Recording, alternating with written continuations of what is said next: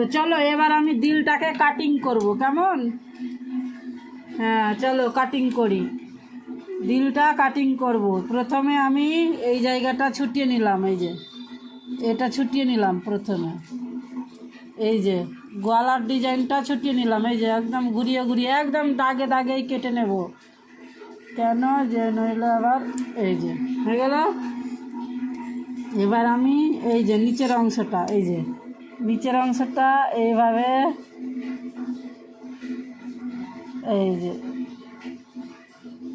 নিচের অংশটাকে এইভাবে ভাবে, এই যে বললাম না রাউন্ডে রাউন্ডে চলে যাব, দেখে নাও যেইভাবে ভাবে রাউন্ড দিয়েছি আমি, ঠিক সেইভাবে ভাবেই রাউন্ডে রাউন্ডে কেটে নেব,